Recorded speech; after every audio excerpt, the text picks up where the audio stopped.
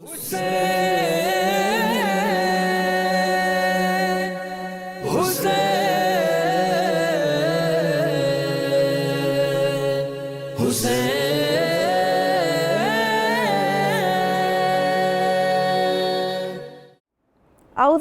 मिनश्शैतानिर्रजीम बिस्मिल्लाहिर्रहमानिर्रहीम।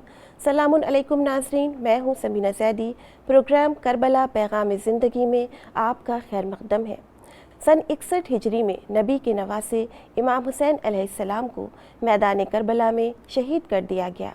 वाक़या करबला में बहुत सी इबरतें और दर्स पोशीदा हैं। करबला हमें ज़िंदगी का पैगाम देती है और ज़िंदगी गुजारने का ऐसा तरीक़ा सिखाती है कि दुनिया और आखिरत की कामयाबी हासिल हो सके। करबला हमें हक़ की पैरवी करने की दावत देती है और नाम खुदा पर लब्बैक कहने का जज्बा अता करती है।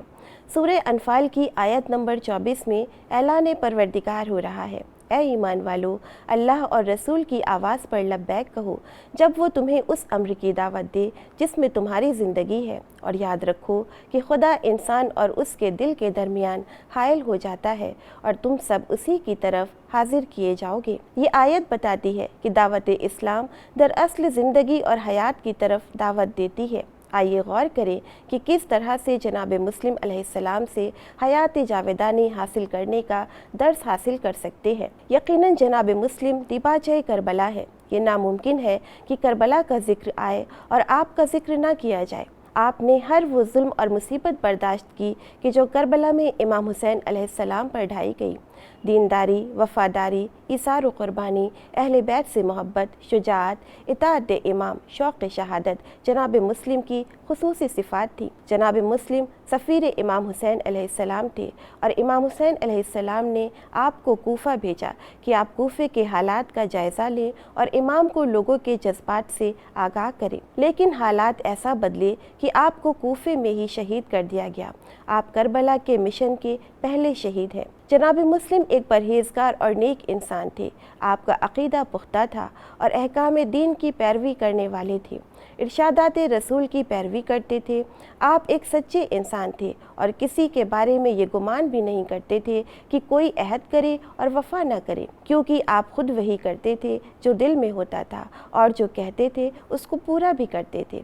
आपने ख्याल भी नहीं किया था कि कूफे के जो लोग बड़े ही ज़ोर शोर से आपकी बैयत कर रहे हैं मुनहरिफ हो जाएंगे और एक दिन आपको छोड़कर मुंतशिर हो जाएंगे। उस वक्त जनाब मुस्लिम 28 साल के थे।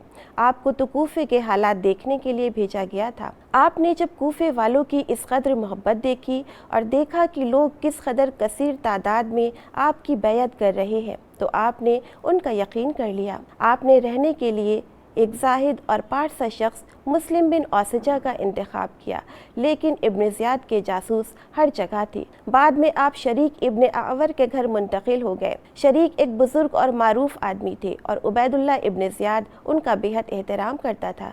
जब उसने सुना कि शरीक बीमार हैं तो उसने उन्हें कहला भेजा कि आज रात मैं आपकी अयादत के लिए आऊँगा। शरीक ने मुस्लिम से कहा कि ये शख्स मुझे देखने आ रहा है, आपको चाहिए कि खुफिया कमरे में रहे। जब वो आए और मेरे पास बैठ जाए तो आप हमला करके उसका काम तमाम कर दें और आप उस वक्त बाहर आएँ कि जब मैं पानी मांगूँ। फिर इब्न ज़ियाद शरीक के घर आया और उनसे गुफ्तगू करने लगा। जब शरीक ने पानी मांगा और मुंतज़िर थे कि मुस्लिम तलवार खींचते हुए कमरे से बरामद होंगे, लेकिन उन्होंने ऐसा ना किया। शरीक को फ़िक्र हुई कि मौका हाथ से निकला जा रहा है। उन्होंने एक शेर पढ़ा जिसके माने ये थे कि आप देर क्यों लगा रहे हैं, और कई मर्तबा इस शेर को दोहराया तो इब्न ज़ियाद को शक हुआ कि शायद कोई कार्रवाई हो रही है। उसने वहाँ मौजूद लोगों से पूछा कि शरीक क्या कह रहे हैं।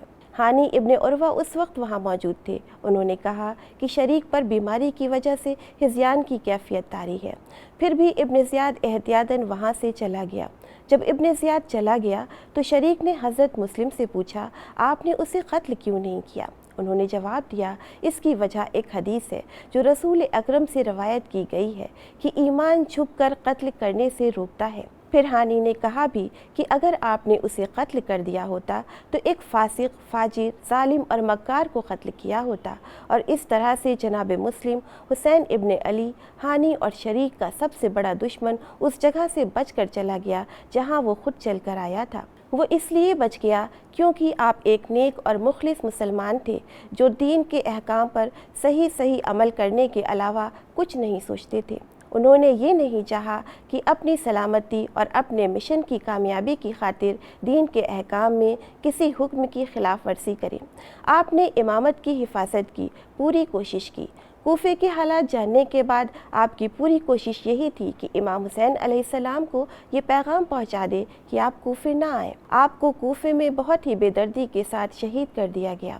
آپ کا روضہ مقدس مسجد کوفہ میں ہے۔ میر انیس نے امام حسین علیہ السلام کے گریہ کو جو آپ نے جناب مسلم کی شہادت پر کیا تھا اس انداز میں پیش کیا ہے کہ جس میں بھائی کی محبت بھی ہے، صفات کا بیان بھی ہے اور رنج و غم کا اظہار بھی ہے۔ اپنے مرثیے کی ایک بند میں میر انیس اس طرح سے حالات کا بیان کرتے ہیں کہ فرماتے تھے شبیر مسافر میرا بھائی، مقتول جفا صابر و شاکر میرا بھائی، ہے میرا یاور میرا ناصر میرا بھائی، الفت میں میری مر گیا آخر میرا بھائی، جب سے گئے آرام بلا شک نہیں پایا، قربان برادر کفن اب تک نہیں پایا۔